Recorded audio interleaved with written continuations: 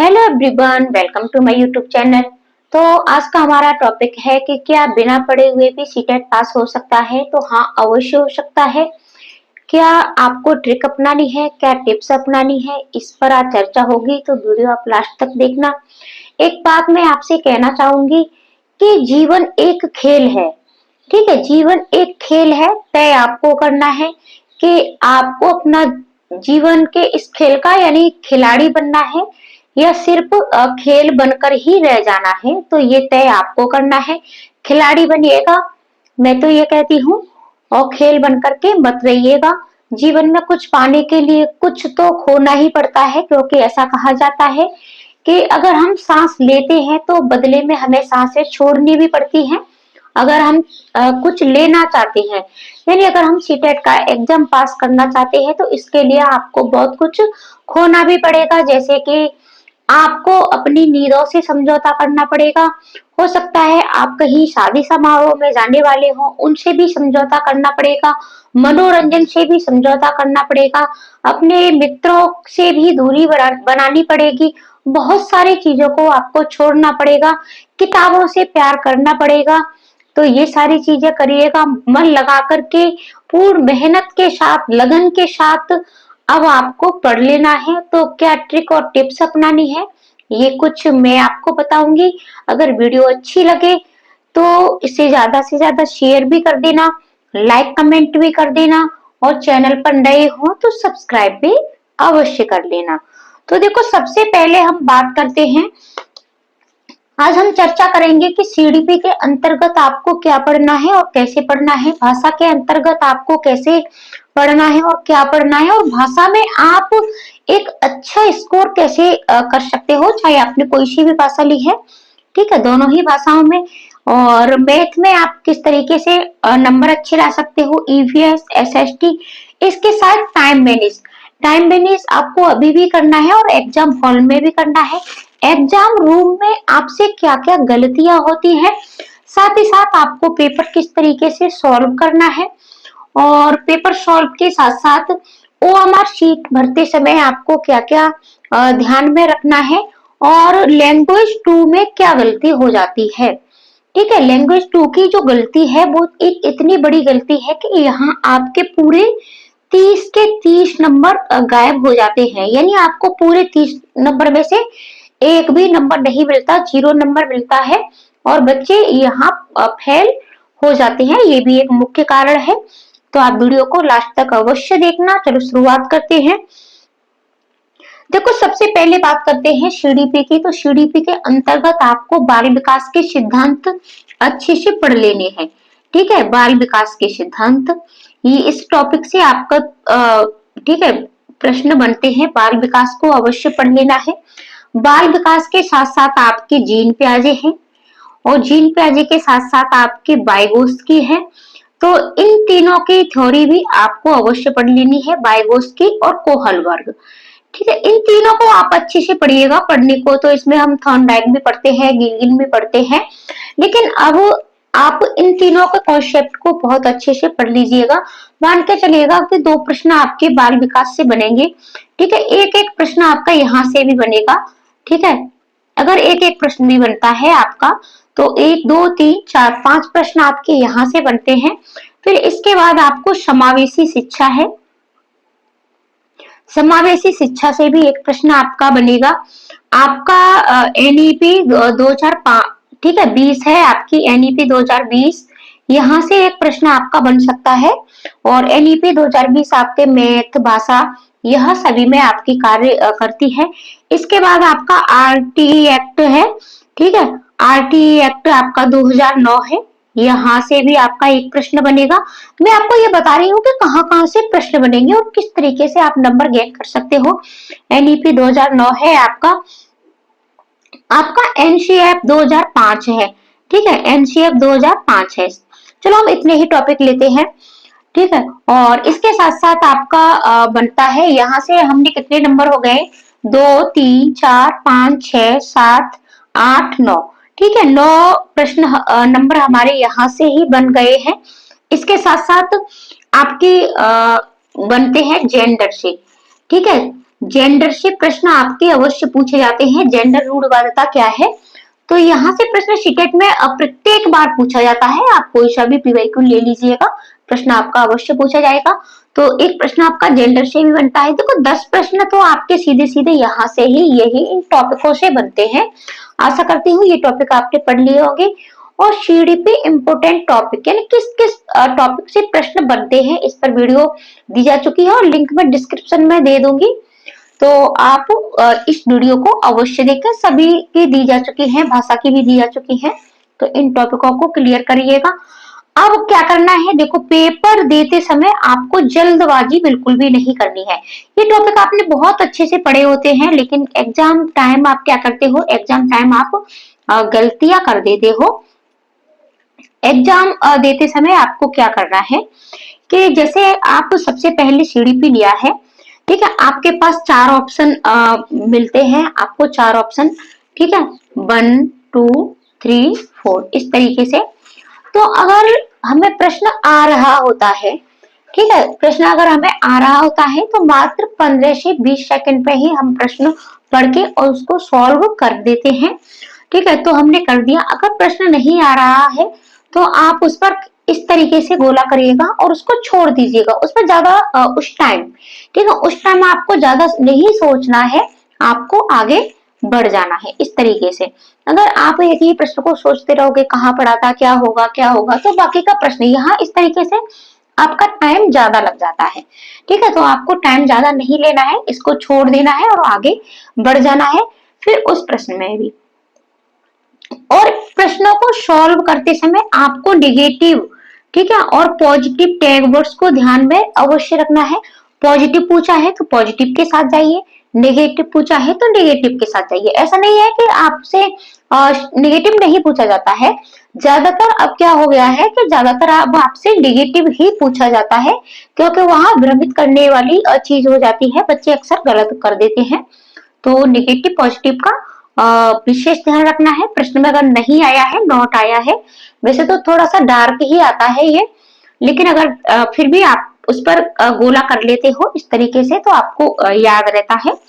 तो ठीक है, आपको इस तरीके से पेपर सॉल्व करना है। एक चीज और मैं बता दूं कि जैसे आपके पास ओएमआर शीट है, ठीक है, तो ओएमआर शीट में जैसे कि हमने ये प्रश्न लिया, प्रश्नों को सॉल्व करने का भी तरीका 2-3 तरह से होता है सॉल्व।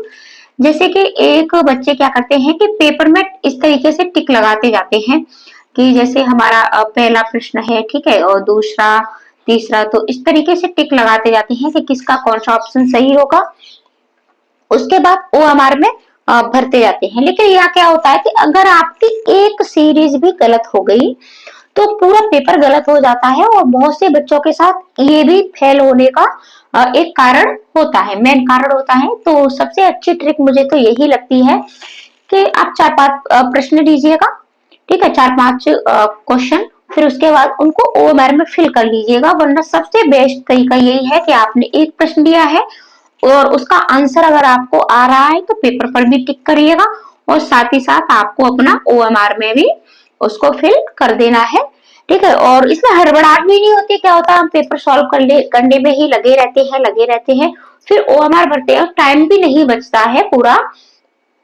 तो फिर टाइम नहीं बचता है तो फिर हड़बड़ाहट में ओएमआर भरते हैं तो तब भी गलतियां हो जाती हैं। तो साथ ही साथ आप प्रश्न पढ़िएगा, प्रश्न पढ़ने के साथ ही साथ आपको क्या करना है, साथ ही साथ आपको ओएमआर में फिल कर देना है। अन्यथा अगर आपको ये ज्यादा अच्छा नहीं लगे तो आप एक सब्जेक्ट को चुनिएगा कि जैसे आपने सीडीपी ली है तो सीडीपी लेने के बाद आप सीडीपी के 30 प्रश्नों को सॉल्व करिएगा जितने भी आपको आ रहे हैं, ठीक है, और फिर उनको ओएमआर में भर लीजिएगा। ऐसा नहीं करना है कि आपको जितने आ गए आपने टिक कर लिए फिर दूसरा, फिर यानी एंड में बिल्कुल भी ओएमआर फिल ना करें, सबसे पहले करें। देखो वीडियो लंबी होगी लेकिन धैर्य के साथ आप पूरी वीडियो अवश्य देखें, ये आपके लिए बहुत ही ज्यादा हेल्पफुल होने वाली है। तो इस तरीके से आपको ओएमआर अगर आप एक साथ भी भरते हैं तो आपको बीच बीच में चेक करते रहना है कि कहीं आपकी सीरीज मतलब गलत तो नहीं हो गई है। ठीक है, तो सीरीज गलत नहीं होनी चाहिए आपकी। अगर सीरीज गलत हो जाती है तो आपके पूरे के पूरे नंबर गायब हो जाते हैं। ठीक है, तो ये भी एक फेल होने का मुख्य कारण होता है। और अभी आपको क्या करना है, अभी आपको रिवीजन अवश्य करना है और रिवीजन के साथ साथ पीवाईक्यू की प्रैक्टिस भी करनी है। टाइम के साथ करिएगा, 2 घंटे में पेपर सॉल्व करने की पूरी कोशिश करिएगा। और आप इस तरीके से भी कर सकते हो कि आपको कितने मिनट किस टॉपिक में देने हैं, अभी आप ये कर सकते हो। तो आपको टाइम मैनेज के साथ पीवाईक्यू सॉल्व करिएगा, रिवीजन ज्यादा से ज्यादा करिएगा। अब बात भाषा की कर लेते हैं। तो देखो 2 भाषाएं पूछी जाती हैं आपकी, तो दोनों ही भाषाओं में आपके 30 नंबर आपके गद्यांश पद्यांश से प्रश्न छाटने के लिए आते हैं और 30 नंबर आपके पेडागोजी के आते हैं। तो देखो इसमें पेडागोजी में आपको फर्स्ट लैंग्वेज में बच्चा क्या करता है, फर्स्ट लैंग्वेज बच्चे की मदर टंग होती है, इसका बच्चा अर्जन करता है। ठीक है, इसका बच्चा अर्जन करता है। अब सेकंड लैंग्वेज की बात करते हैं। ठीक है, सेकंड लैंग्वेज की बात करते हैं तो सेकंड लैंग्वेज का बच्चा अधिगम करता है।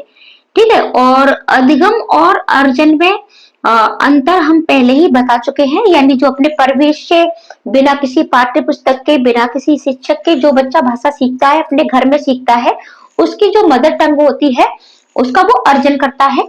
और दूसरी लैंग्वेज जो स्कूल में सीखता है बच्चा, उसका वो अधिगम करता है। इसमें प्रयासपूर्ण रहना पड़ता है। ठीक है, ये अर्जन और अधिगम ये सारी चीजें हम भाषा पेडागोजी में पढ़ चुके हैं पहले। तो इसका अधिगम करता है और यानी सेकंड लैंग्वेज बच्चा अपनी फर्स्ट लैंग्वेज से कनेक्ट करके सीखता है।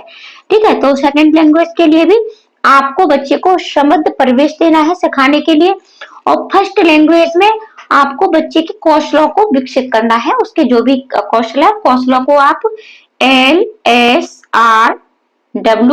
इस तरीके से याद रख सकते हो। सबसे फर्स्ट कौशल आपका ये सुनना, जब बच्चा बोल भी नहीं पाता है, ठीक है, तब सुनता है, लिसनिंग, स्पीकिंग, फिर बोलना, और फिर रीडिंग, पढ़ना, फिर इसके बाद राइटिंग। ठीक है, तो ये कभी कभी इसकी सीरियल ये पूछे भी जाते हैं सीरीज के किस तरीके से, तो ये आपको याद रखने हैं। तो इसकी आप, और जो भी लैंग्वेज आपने ली है, फर्स्ट लैंग्वेज जहां तक है वहां तक सभी हिंदी का ही चयन करते हैं। तो हिंदी पेडागोजी पर पकड़ बनाइएगा, और साथ ही साथ जो भी आपने सेकंड लैंग्वेज ली है, इंग्लिश ली है, संस्कृत ली है, उर्दू ली है, उस पर अपने आप पकड़ बन जाती है। और ये हम पहले भी बता चुके हैं कि ज्यादातर आपको संस्कृत का ही चुनाव करना चाहिए अगर आप फर्स्ट भाषा हिंदी लेते हो तब। ठीक है, और यहाँ आपको फर्स्ट लैंग्वेज में अगर आपने इंग्लिश ली है तो पोइम मिलेगी, और हिंदी ली है तो आपको कविता मिलेगी। तो उसको थोड़ा सा अर्थ के साथ पढ़ना है। ठीक है, अर्थ के साथ पढ़िएगा। और फिर अब बात कर लेते हैं ग्रामर बेस की। कुछ बच्चे क्या करते हैं कि ये करेक्टली है कि भाषा में आपको ग्रामर कुछ भी नहीं पढ़ना पड़ता है, ग्रामर के लिए ग्रामर नहीं पूछी जाती है, लेकिन ऐसा भी नहीं है कि बिल्कुल भी नहीं पूछी जाती है। आपके 2 या 3 प्रश्न ग्रामर के बेस से भी बनते हैं, लेकिन ये सारी चीजें आपने पढ़ी है। लेकिन एक बार, ठीक है, एक बार उनका रिवीजन आप अवश्य कर लें। जैसे कि आपके उपसर्ग हैं, ठीक है, प्रत्यय हैं, ये सारे, इनसे एक एक प्रश्न आपका बनता है, तो इनका आपको रिवीजन अवश्य कर लेना है। संधि है, ठीक है, आपके अलंकार है, आपके समास हैं, ठीक है, और इसके साथ आपके कारक हैं, विशेषण है, आपका सर्वनाम है, संज्ञा है। यानी ग्रामर के जो छोटे छोटे टॉपिक हैं, इंग्लिश में भी आपको ये सारी चीजें इंग्लिश में पढ़ लेनी है। ठीक है, क्योंकि आपका जो गद्यांश और पद्यांश पूछा जाता है उसी में से आपके 2-3 प्रश्न ग्रामर बेस से पूछ लिए जाते हैं। अगर आप इन्हें छोड़ना चाहते हैं तो छोड़ भी सकते हो, लेकिन सीटेट में एक एक नंबर की बहुत बड़ी वैल्यू होती है। ठीक है, बहुत वैल्यू होती है एक एक नंबर की।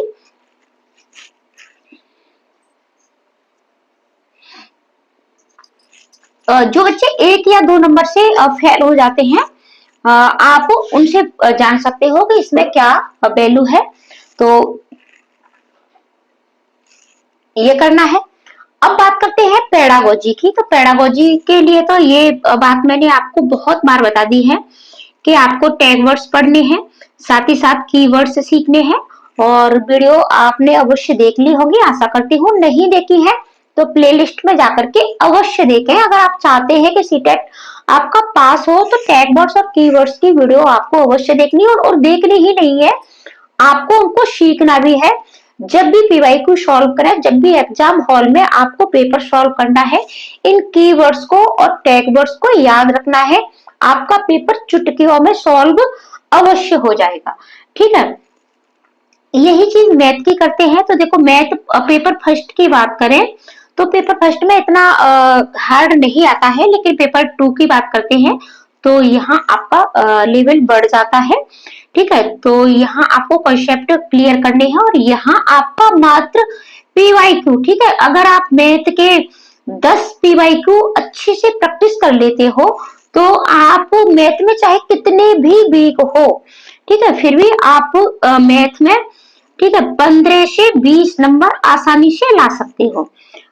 15 से 20 नंबर। अब बात देखो भाषा की करते हैं, तो भाषा 2 लैंग्वेज है आपकी।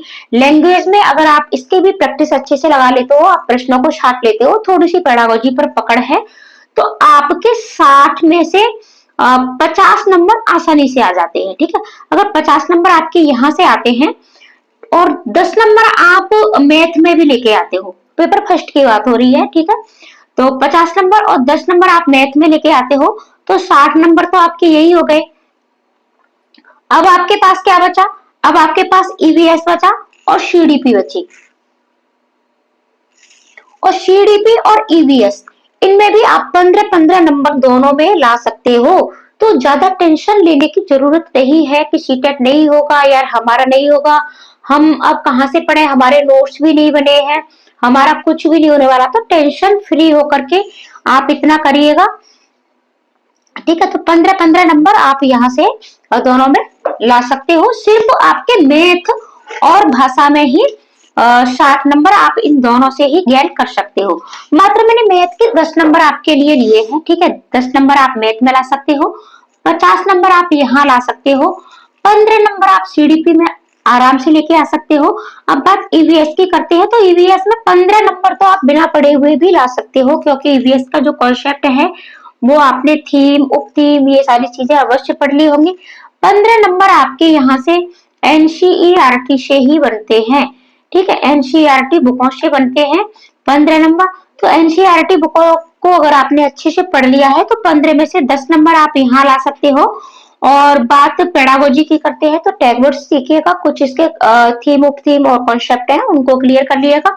ईवीएस की भी जो इम्पोर्टेंट टॉपिक है उन पर वीडियो दी जा चुकी है, तो उनको एक बार देख के उन कॉन्सेप्ट को क्लियर कर लेते हो तो आप मान के चलिएगा कि यहाँ से भी आपके वैसे तो ईवीएस में बहुत अच्छे अच्छे नंबर आते हैं बच्चों के, 28, ठीक है, 29, इस तरीके से नंबर आते हैं।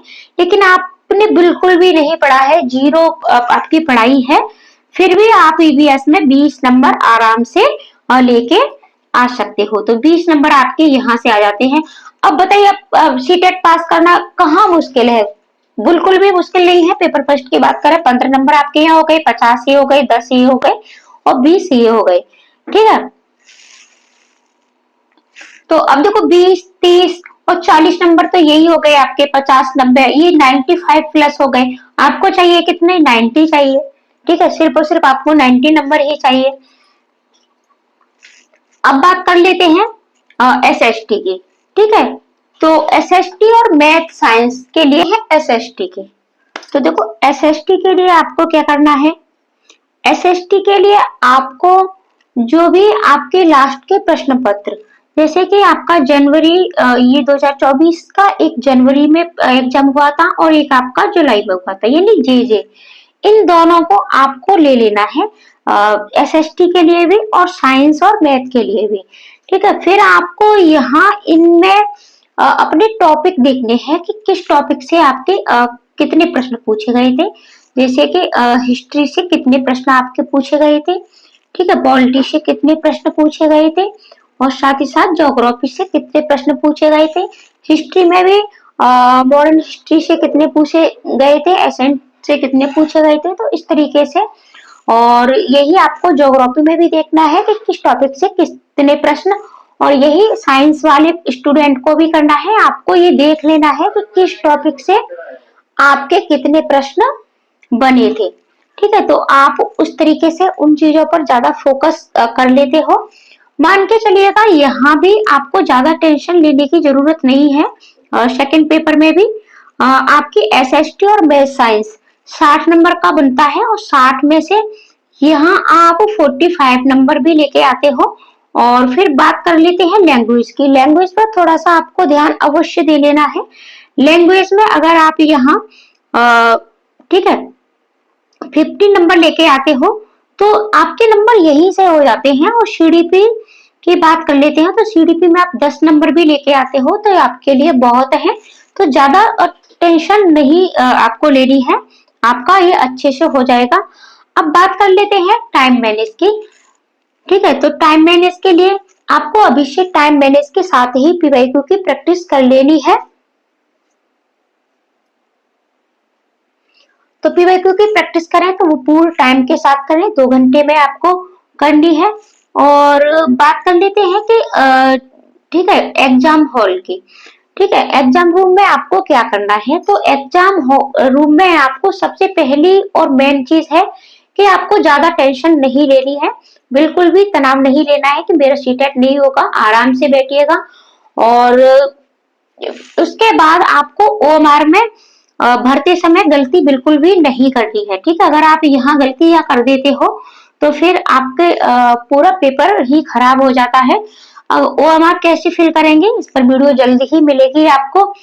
लेकिन अगर आप ओएमआर भर रहे हैं, ठीक है, और आपसे कोई भी चीज आपको समझ में नहीं आती है तो गलत आपको नहीं भरना है। आप कक्ष निरीक्षक की सहायता ले सकते हैं और आपको अवश्य लेनी भी चाहिए, लेकिन गलत चीज नहीं भरनी है। आप उसे छोड़ सकते हो, आप बाद में कक्ष निरीक्षक जब आपको हेल्प करे तब आपको उसको भर देनी है।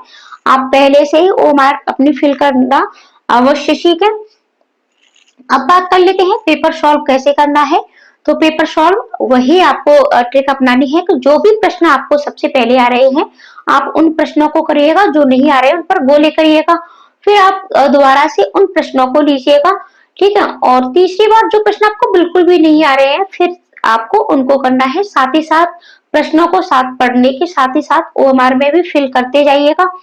ठीक है, और आपको कोई भी प्रश्न छोड़ना नहीं है क्योंकि आपकी निगेटिव मार्किंग बिल्कुल भी नहीं है। और जल्द ही आपको पेपर सॉल्व करने की ट्रिक मैं आपको बताऊंगी कि जब आपको प्रश्न नहीं आए, ठीक है, एग्जाम हॉल में, तब आपको क्या ट्रिक अपनानी है कि आपका प्रश्न बिल्कुल सही हो। इस पर भी वीडियो जल्दी मिल जाएगी। कोई भी प्रश्न आपको छोड़ना नहीं है, निगेटिव मार्किंग नहीं है। पूरे 150 प्रश्नों को आपको सॉल्व अवश्य करना है, ओएमआर को बिल्कुल सही भरना है। अब बात कर लेते हैं लैंग्वेज 2 की। तो लैंग्वेज 2 में देखो गलती ऐसी होती है कि आपके पूरे 30 के 30 नंबर यहाँ गायब हो जाते हैं, यानी आपको 30 नंबर में से एक भी नंबर नहीं मिलता है। ठीक है, एक भी नंबर आपको नहीं मिलता है। तो अब ये गलती ये होती है कि आपकी, ठीक है, बात कर लेते हैं प्रश्न कहां से शुरू होते हैं लैंग्वेज के।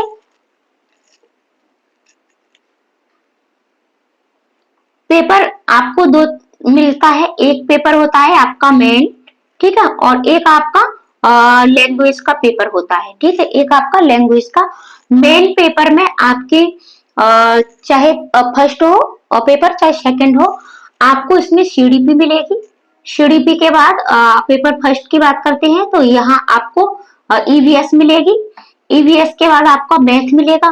फिर इसके बाद आपको लैंग्वेज फर्स्ट में, ठीक है, यहाँ आपको इंग्लिश मिलेगी। सबसे पहले आपको लैंग्वेज फर्स्ट में इंग्लिश मिलेगी। तो अगर आपने लैंग्वेज फर्स्ट में इंग्लिश ली है तब आपको ये यहाँ से करना है। ठीक है, 30 और 60 और 90, यानी 91 से आपको प्रश्न भाषा के मिलते हैं। तो 91 से आपको प्रश्न भाषा के मिलेंगे। चलो ये भाषा वाला टॉपिक हम अगली वीडियो में सॉल्व करेंगे। वीडियो बहुत लंबी हो रही है और आपको भी समझ में नहीं आएगा। ठीक है, तो लैंग्वेज पर वीडियो आपको अगली मिलेगी। आज के लिए इतना ही, तो मिलते हैं ऐसी ही अगली वीडियो में। क्यों कह रहा